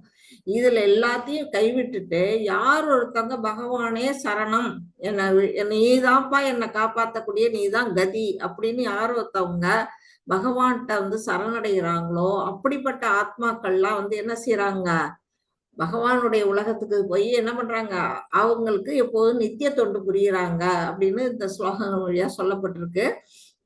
இந்த பிக்சர்ல என்ன காட்டியிருக்காங்க அப்படின்னு பாத்தீங்கன்னா, இங்க வந்து தர்மர் வந்து ராஜசி யாகம் நடத்தினதுக்கு பிறகு அந்த இந்திரபிரஸ்தத்துல வந்து முதல் மரியாதையை வந்து யாருக்கு கொடுக்கறதுன்னு சொல்லும்போது எல்லாரும் ஏக மனதா வந்து பகவான் கிருஷ்ணருக்கு தான், அதுக்கு அவரு தான் பொருத்தமானவர் அப்படின்னு சொல்லி அவருக்கு தான் முதல் மரியாதை செய்ய சொல்றாங்க. அப்போ வந்து என்ன செய்யறாங்க, என்ன நடக்குது அப்படின்னா, இத வந்து சிசுபாலன், இவர் வந்து சிசுபாலன் அவர் பகவானுடைய இன்னொரு அத்தை பையன். அவர் வந்து எப்போதும் பகவான் மேல வந்து என்னென்ன பொறாம பிடிச்சவர். அவருக்கு இருக்க அந்த அழகு, அவருக்கு இருக்க அந்த அறிவு, அவருடைய திறமை, அது எல்லாத்தையும் பார்த்து பார்த்து இவருக்கு என்னன்னா ஒரு பொறாம. அதனால வந்து என்ன செய்யறாரு, அவரை வந்து எப்போதும் வந்து எதிர்த்துக்கிட்டே இருப்பாரு, அவர் ஏதாவது திட்டிகிட்டே இருப்பாரு. அப்போ வந்து அவர் சொல்லியிருக்கிறாரு, நான் வந்து இந்த மாதிரி செய்யறது தவறுங்கிற போது அவங்க தாய் வந்து வேண்டிக்குவாங்க, அவரை வந்து ஒண்ணும் செய்யாத, கொன்னுடாத கிருஷ்ணா. கிருஷ்ணா வந்து அவர் பகவான் அவதாரங்கிறது அவங்க சிசுபாலன் தாய்க்கு தெரியுது, அவங்க அத்தைக்கு தெரியுது. அதனால வேண்டிக்குவாங்க. அப்ப வந்து அவர் ஒரு வாக்கு கொடுக்குறாரு, 100 தவறு வரையிலும் நான் வந்து விட்டுறேன், ஆனா 100 தவறுக்கு மேல நான் வந்து தண்டிச்சிருவேன் அப்படின்னு அப்பவே அவர் வந்து சொல்லியிருப்பாரு. அது மாதிரி இந்த ராஜசபையில வந்து இவர் வந்து சிசுபாலன் வந்து வாயை வச்சுட்டு இல்லாம பகவானுக்கு முதல் மரியாதை கொடுத்தோன்னா அவருக்கு பொறுக்க முடியல. அதனால அவர் என்ன சொல்றாரு, அவர் வந்து பகவானை பத்தி தூற்றுறாரு. நீ ஒரு இடைக்குலத்துல பிறந்தவன், மாடு மேய்க்கிறவன், நீ ஒரு சாதாரண ஆளு, வெண்ணெய் திருடுனவன், பெண்களோட நாட்டியம் ஆடினவன், அப்படி இப்படின்னுட்டு அவரை பத்தி பயங்கரமா தூற்றுறாரு. இவரு வந்து 1 2 3ன்னு வந்து கவுண்ட் பண்ணிட்டே வர்றாரு. கவுண்ட் பண்ணிட்டே வரும்போது 100 முடிஞ்சிருது. 100 முடிஞ்சதுக்கு அப்புறம் அவர் என்ன செய்யறாரு, சக்கராயுதத்தை விடுறாரு. சக்கராயுதம் என்ன செய்யுது, சிசுபாலனோட தலைய போய் கழுத்தை அறுத்துருது. அழுத்து அவர் இறந்துடுறாரு. அப்ப அவருடைய உடல்ல இருந்து வர்ற வெளிப்பட்ட அந்த ஆவி, அவருடைய ஆத்மா என்ன செய்யுதுன்னா நேரா பகவானுடைய கிருஷ்ணருடைய உடல்ல போய் ஒண்ணு கலக்குது. அதை பார்த்துட்டு தர்மர் கேட்கிறாரு நாரதட்ட, நாரதர் முனிவரே, இது என்ன நடக்குது இங்க, எப்படி வந்து சிசுபாலனுடைய அந்த உடல் உள்ளுக்குள்ள இருக்க ஆத்மா வந்து பகவானுடைய உடல்ல போய் எப்படி கலக்குது, இவ்வளவு துஷ்டனோட ஆத்மா எப்படி அங்க போகுது அப்படின்னு அவரு வியப்போட கேட்கும்போது இந்த நாரதர் சொல்றாரு, அவன் வந்து துஷ்டன் தான், அவன் கெட்டவன் தான், ஆனாலும் எப்போதும் வந்து கிருஷ்ணரையே அவன் நினைச்சுக்கிட்டு இருக்கான். எப்படி நான் அவருக்கு அதாவது நாமெல்லாம் அப்படி பகவானுக்கு ஃபேவரா நினைப்போமோ அதுக்கு ஆப்போசிட்டா அவன் வந்து நினைச்சுக்கிட்டு இருக்கான். விரோதத்தோட நினைச்சுக்கிட்டு இருந்தாலுமே பகவானையே நினைச்சுக்கிட்டு இருக்கான். அதனால அவனுடைய ஆத்மா போய் அங்க கலக்குது, ஒண்ணு கலக்குது, மெர்ஜ் ஆகுது. ஆனாலும் இது பிரம்மன், அதாவது நம்ம பிரம்மன் ரியலைசேஷன் சொல்லுவோம் இல்லையா, அந்த நிலைதான் திருப்பி வந்து அவர் வந்து பிறந்துதான் ஆகணும் அப்படிங்கிறத இந்த பாடல், இந்த படம் காட்சி வழியா நம்ம புரிஞ்சுக்கலாம். அதாச்சு இத வந்து படிங்க.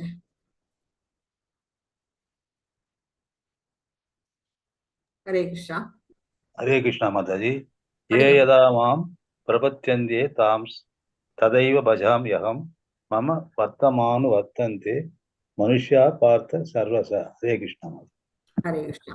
அனைவரும் என்னிடம் எவ்விதம் சரணடைகிறார்களோ அதற்கு ஏற்றாற் போல நான் பலன் அளிக்கின்றேன். பிருதாவின் மகனே, பிருதா அப்படின்னா குந்தி, அவங்க பேரு, குந்தியின் மகனே, எல்லா விதத்திலும் அனைவரும் என் வழியை பின்பற்றுகின்றனர் அப்படின்னு பகவான் சொல்றாரு. இந்த பிக்சர்ல பாத்தீங்கன்னா இந்த பசு கண்ணுக்குட்டி வந்து எப்படி பகவானோட பாதங்கள்ல வந்து சரணடையுது பாருங்க. இது வந்து சரணடைகிற ஸ்லோகா. நாம வந்து எந்த உயிர் வாழியா இருந்தாலும் பகவான்கிட்ட சரணடையுதுங்கிறத நம்ம புரிஞ்சுக்கணும். மனிதர்கள் மட்டும் இல்ல, இந்த பசு கூட வந்து அவர்கிட்ட சரணடையுது. இப்ப இங்க பாத்தீங்கன்னா பலராமர் வந்து அவருடைய கால் அழுத்தி அவர்கிட்ட வந்து சரணடைகிறாரு. இங்க கோபர்கள்லாம் அவர்கிட்ட வந்து சரணடைகிறாங்க.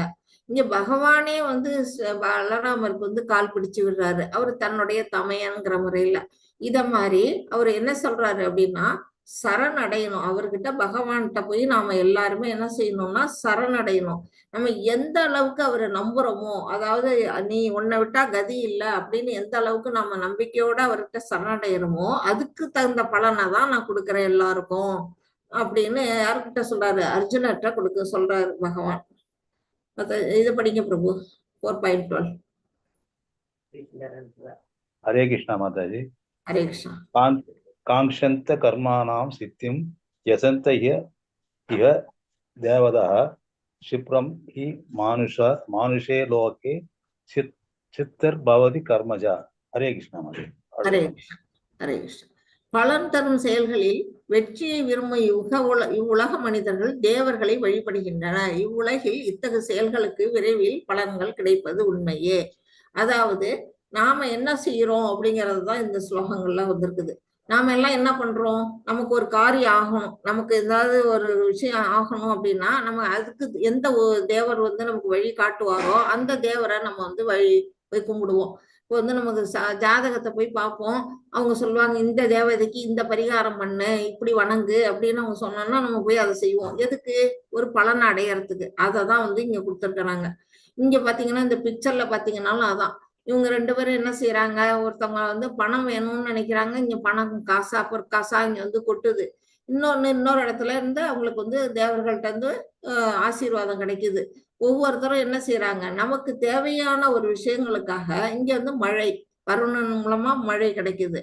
வருணனை கும்பிட்டா மழை கிடைக்குது, சூரிய தேவனால ஒளி கிடைக்குது, லக்ஷ்மியால செல்வம் கிடைக்குது, குபேரனால செல்வம் கிடைக்குது. இத மாதிரி அந்தந்த தேவர்களை வந்து மனிதர்கள் என்ன செய்யறாங்க? வழிபடுறாங்க. ஆனா இதுக்கு உடனடியா இதுக்கு பலன் கிடைக்கிறது வந்து உண்மைதான். ஆனா இந்த பலன்கள் எல்லாம் கொடுக்க வைக்கிறது யாரு? இதற்கு மேல இந்த தேவர்களுக்கு மேல இருக்கக்கூடிய நான் தான். அப்படி பகவானுடைய உடல் அங்கங்கள் தான் தேவர்கள். அதனால அவரு கட்டளையின் பேரு தான் இவங்க எல்லாம் என்ன சொல்றாங்க? செயல்படுறாங்க. இவங்களை வணங்கினாலும் அந்த பலனை கொடுக்கறது ஆக்சுவலா யாருன்னா பகவான் கிருஷ்ணர். அது நமக்கு தெரியாது. நம்முடைய மனிதர்களுக்கு அது தெரியாம நம்ம தேவர்களை வணங்கிட்டு இருக்கோம் அப்படிங்கறத பகவான் வந்து சொல்றாரு. இத படிங்க பிரபு. ஹரே கிருஷ்ணா மாதாஜி. ஹரே கிருஷ்ணா. நாமாம் கர்மாணி ஒரு நிமிஷம், இத படிங்க பிரபு. சாதுர் வர்ணயம் மயா சிஷ்டம் குணகர்ம விபாக்ஷ தஸ்யை கர்த்தாராம் அபிமாம் வித்தய கர்த்தாராம் அவ்யயம். ஹரே கிருஷ்ணா மாதாஜி. ஹரே கிருஷ்ணா. 3 வித இயற்கை குணங்களுக்கும் அவற்றின் செயல்களுக்கும் ஏற்ப 3 வித இயற்கை குணங்கள் என்னென்ன? சத்துவம், ரஜஸ், தமஸ் அப்படிங்கிற அந்த 3 குணங்கள். அவற்றின் செயல்களுக்கு ஏற்ப மனித சமூகத்தின் 4 வகை பிரிவுகள் என்னால் ஏற்படுத்தப்பட்டன. 4 வகை பிரிவுகள் என்னென்ன? பிராமணர், சத்திரியர், வைசியர், சூத்ரர். இந்த 4 வகையான பிரிவுகளை பகவான் தான் ஏற்படுத்தினாரு அப்படிங்கிறத நம்ம இது வழியா நம்ம தெரிஞ்சுக்கலாம். இம்முறையை படைத்தவன் நானே ஆயினும் மாற்றமற்ற என்னை செயல்களுக்கு அப்பாற்பட்டவனாக அறிந்து கொள் அப்படின்னு பகவான் சொல்றாரு. இந்த 4 வர்ணங்களையும் உருவாக்குனது நான் தான். ஆனா இதுல நான் கட்டுப்பட மாட்டேன், ஏன்னா நான் தான் இதை உருவாக்குனவன் அப்படிங்கிறத பகவான் இதுல சொல்றாரு. இங்க வந்து ஒவ்வொருத்தருக்கும் ஒவ்வொரு கடமையை கொடுத்திருக்கிறாரு. பிராமணருக்கு என்ன கடமை? அவங்க வந்து சாஸ்திரங்களை படிக்கணும், அதை மற்றவர்களுக்கு கற்றுக் கொடுக்கணும். இது வந்து அவங்களுடைய முதல் தரமான கடமை. அப்புறம் பகவானை வணங்கணும். இதெல்லாம். 2வது சத்திரியன் வந்து போர்க்களத்துல போர் புரியணும், நாட்டுல இருக்க மக்களை வந்து நல்வழியோட அரசாட்சி புரியணும், அவங்களுடைய கடமை. மூன்றாவது வைசியன், அவங்க வந்து பசுக்களை பராமரிக்கணும், விவசாயம் பண்ணணும். இது வந்து ஒரு வைசியரோட கடமை, வியாபாரம் பண்ணணும். நான்காவதா சூத்ரன், சூத்ரனோட கடமை என்ன? இந்த 3 வர்ணத்தார்களுக்கும் என்ன தேவையோ அதுக்கு தகுந்த மாதிரி அவங்களுக்கு தொண்டு செய்யணும். அது வந்து சூத்ரனோட கடமை அப்படின்னு இங்க வந்து பகவான் வந்து 4 வகை வர்ணத்தையும் படைச்சது யாருன்னா நான் தான், ஆனா அதற்கு அப்பாற்பட்டவன் நான் அப்படின்னு சொல்றாரு. இதுல இத படிங்க பிரபு. हरे कृष्णा माता जी। तमाम कर्माणि सिद्ध्यन्ति ममे कर्म बले सुखः इति मां जो अभिजानति कर्मभिर् न पत्यते। हरे कृष्णा माता जी। ஹரே கிருஷ்ணா. என்னை பாதிக்கும் செயல் என்று எதுவும் இல்லை, செயல்களின் பலனை நான் விரும்புவதும் இல்லை. என்னை பற்றிய உண்மையை அறிபவனும் செயல்களின் விளைவுகளால் பாதிக்கப்பட மாட்டான். அதுல இருந்து இதுல அதான் சொல்றாரு பகவான். அதாவது 4 வர்ணத்துல இப்ப வந்து இந்த பிக்சர்ல பாத்தீங்கன்னா இங்க குசேலர் இருக்காரு. அவருக்கு பகவான் கிருஷ்ணர் என்ன பண்றாரு? தொண்டு புரியுறாரு. இவங்க லட்சுமி தாயாரே வந்து என்ன செய்யறாங்க? விசிறி வச்சுட்டு பகவான் அவரு ஒரு பிராமணருக்கு தொண்டு செய்யறாங்க. அந்த நிலையில முதல் படம் இருக்கு. 2வது இங்க போர்க்களத்துல கிருஷ்ணர் வந்து என்ன சொல்லியிருக்காருன்னா, போர்ல வந்து ஆயுதம் ஏந்த மாட்டேன்னு அவரு வாக்கு எடுத்து கொடுத்திருக்கிறாரு. ஆனா பீஷ்மர் என்ன சொல்றாருன்னா, உங்களை ஆயுதம் ஏந்த வைப்பேன் அப்படின்னு அவரு ஒரு சபதம் எடுத்துக்கிறாரு. அவருடைய தன்னுடைய பக்தர், அதாவது பீஷ்மர் வந்து மிகப்பெரிய பக்தர். அந்த பக்தருடைய வாக்கை காப்பாத்தணுங்கிறதுக்காக தன்னோட வாக்கை கைவிட்டு பகவான் என்ன செய்யறாரு? ஆயுதம் எடுக்கிறாரு. அந்த மாதிரி ஒரு சத்திரிய இடத்துல அவர் வந்து அந்த தோற்றத்துல வராரு. 3வதா இங்க வைசியர்களா, அதாவது மாடு மேய்க்கும் சிறுவர்களோட சேர்ந்து அவரும் ஒரு வைசியர்களா பசுக்களை பராமரிக்கிற அந்த நிலையில அவர் வராரு. பாத்தீங்கன்னா 4 வகை வர்ணத்திலயும் வருவாரு. இங்க பிராமணர், இங்க வந்து சத்திரியர், இங்க வைசியர், இங்க அடுத்ததா கடைசியா சூத்ரர். இங்க எப்படின்னா ஒரு தேரோட்டி, பார்த்தனுக்கு தேரோட்டியா வந்து பார்த்த சாரதியா வராரு. ஒரு சூத்ரனா அந்த இடத்துல வந்து அவர் வந்து செயல்படுறாரு. இந்த 4 வகை வர்ணங்கள்லயுமே அவர் வந்து செயல்பட்டாலுமே இந்த செயல்கள் எதுவுமே அவர் வந்து பாதிக்காது. ஏன்னா அவர் எந்த விதமான விருப்பும் வெறுப்பும் அற்றவர். அதுதான் நம்ம புரிஞ்சுக்கணும். விருப்பும் இல்லை, வெறுப்பும் இல்லை. அவர் வந்து தன்னோட கடமையா இதெல்லாம் செய்யறாரு. அது மாதிரிதான் நாமெல்லாம் வந்து செயல்படணும் அப்படின்னு நமக்கு வந்து வழிகாட்டுறாரு. அததான் வந்து இந்த ஸ்லோகம் மூலமா நம்ம புரிஞ்சுக்கணும். ஹரே கிருஷ்ணா. அடுத்து இதை படிங்க மாதாஜி. 4.17.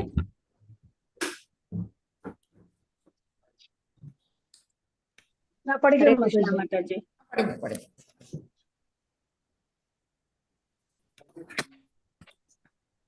நான் படிக்கிறேன் மாதாஜி. படிங்க மாதாஜி. कर्मणो ह्यपि पोत्वयं स विकर्मणः अकर्मणश्च पोत्तव्यं कहना कर्मणो कदिह।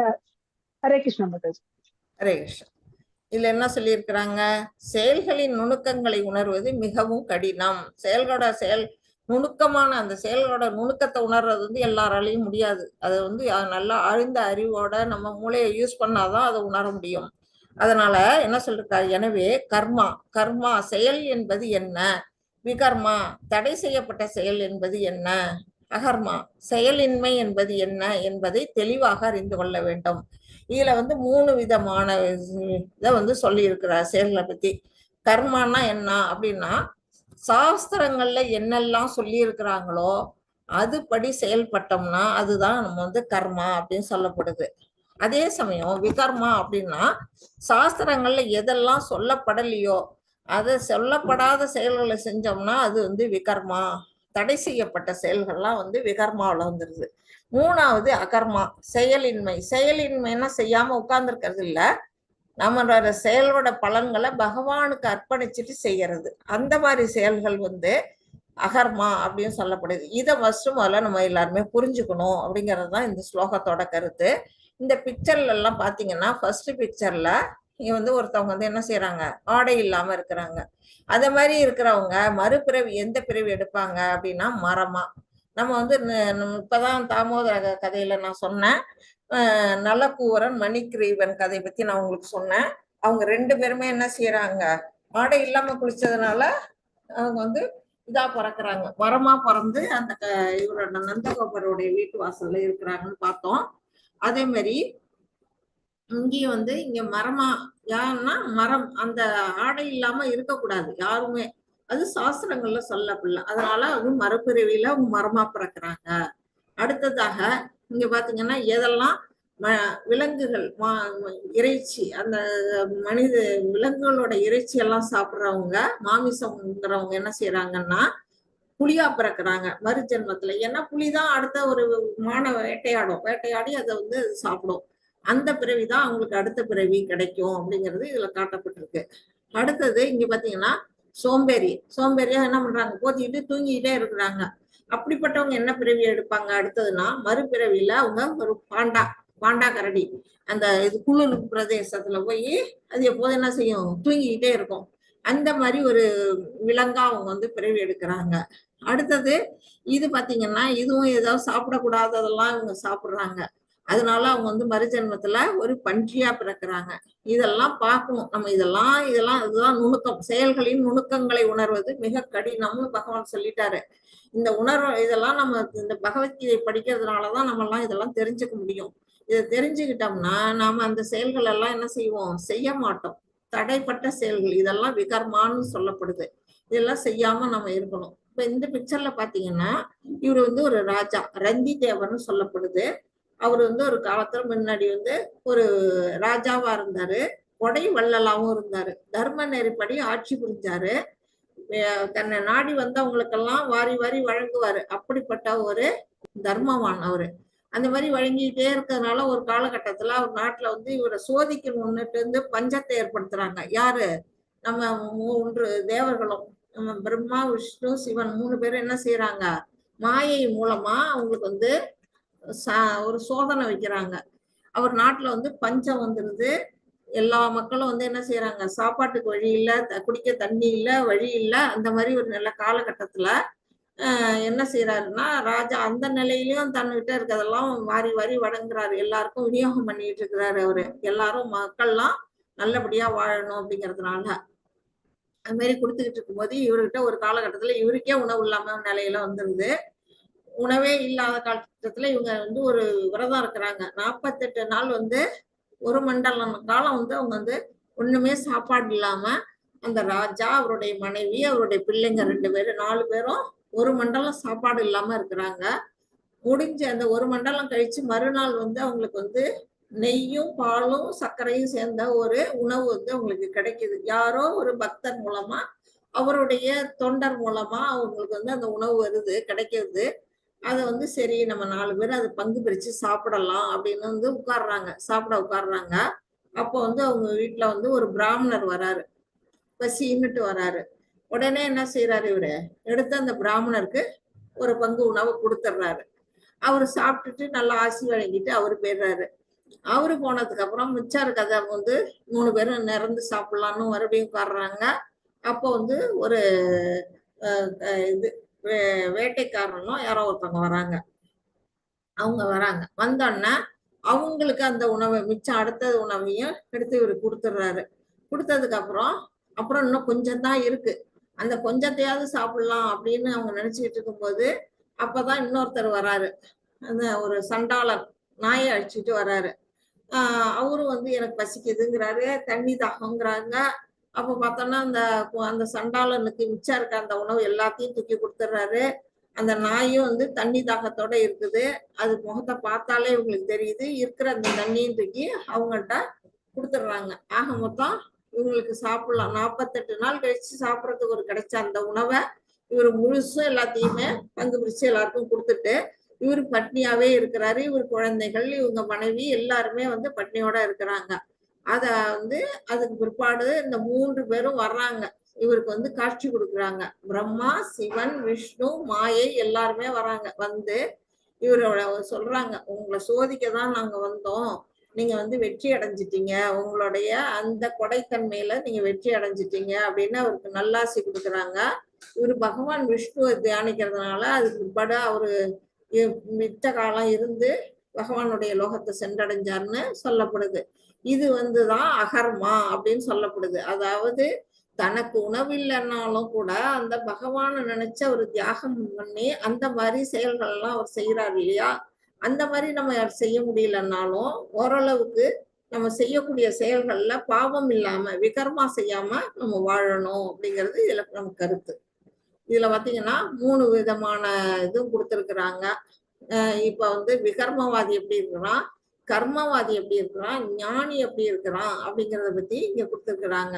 இவங்க என்ன செய்வாங்க, வேதங்களை பின்பற்ற மாட்டாங்க, கீழான உயிரினங்களாக மறுபிறப்பு எடுக்கும் ஆபத்து ஆன்மீகவாதிகளால் ஒற்றுக்கொள்ளப்பட மாட்டாது. அதாவது இங்க செய்யக்கூடிய செயல்கள் எல்லாம் வேதங்கள்ல சாஸ்திரங்கள்ல இல்லாத செயல். இப்ப மாமிசம்ன்றாரு, அது சாஸ்திரங்கள்ல தடை விதிக்கப்பட்டது. அதனால அவங்க என்ன செய்வாங்க, அடுத்த பிறவி ஒரு விலங்கினமா அவங்க பிறக்கக்கூடிய இது இருக்குது. அதுதான் இந்த இதனால எடுத்த பிறவி நோக்கத்தில் தோல்வி. இந்த மனித பிறவி கிடைச்சுமே அவங்க அதை சரியா யூஸ் பண்ணிக்காதனால அந்த தோல்வி அடைச்சிடுறாங்க. அந்த இவ்வளவு அழகான ஒரு உருவம் கிடைச்சிருக்கு, அதை வச்சு நல்ல செயல் செய்யாம அவங்க வீணடிச்சிடுறாங்க அந்த வாழ்க்கைய. இதுதான் விகர்மவாதி. அடுத்தது கர்மவாதி என்ன செய்யறாங்க, பக்தி உள்ளவர்கள். இவங்கெல்லாம் வந்து பக்தி வேதங்களை பின்பற்றுவர்கள், சொர்க்கம் மற்றும் உபதேவதையின் உலகத்தை அடைவர், இறுதியில் ஜட உலகத்தில் திரும்பவும் பிறவி. கர்மவாதி என்ன செய்யறாங்க, ஒரு பலனை எதிர்பார்த்துதான் அவங்க செய்யறாங்க, வேதங்கள் சொல்லப்பட்டதுபடிதான் அவங்க செய்யறாங்க, பக்தியோட இருக்கிறாங்க, யாகம் வளர்க்குறாங்க, அந்த யாகத்தின் மூலமா அவங்க வந்து சொர்க்கத்தை அடையிறாங்க, இல்ல வேற ஒரு உலகத்தை அடையிறாங்க, அங்க பலன்கள் புண்ணியம் எல்லாம் தீர்ந்தாலும் மறுபடியும் பூமிக்கு திரும்பி வராங்க அப்படின்னு இதுல சொல்லப்பட்டிருக்கு. கடைசியா ஞானி. ஞானியை பத்தி என்ன சொல்லியிருக்காங்க, ஞானத்தின் நிலைக்கு வந்திருப்பார்கள், ஆத்ம தத்துவம். இவங்களுக்கு வந்து உடல் வேற, அந்த உள்ளுக்குள்ள இருக்க ஆத்மா வேற அப்படிங்கிற அந்த சாங்கிய தத்துவத்தை உணர்ந்தவங்க, ஆத்ம தத்துவத்தை உணர்ந்தவங்க, பயன் உலகில் விளைவு மற்றும் மறுபிறப்பின் பொருள் அறிந்தவர்கள். இந்த உலகத்துல நம்ம செய்யக்கூடிய செயல்களோட விஷயங்களை, அதோட விளைவு என்ன ஆகும், அதுக்கு பலன் உண்டு, நம்ம செய்யக்கூடிய செயல்கள் மூலமா நமக்கு அடுத்த பிறவி கிடைக்குங்கிறத தெரிஞ்சவங்க. பக்தி சேவைக்கு வருபவர்கள் மிகவும் உயர்ந்தவர்கள். இவங்கதான் வந்து மிகவும் உயர்ந்தவர்கள். ஞானிதான் எனக்கு ரொம்ப பிரியமானவர் அப்படின்னு வந்து பகவான் வந்து இதுல சொல்லுவாரு.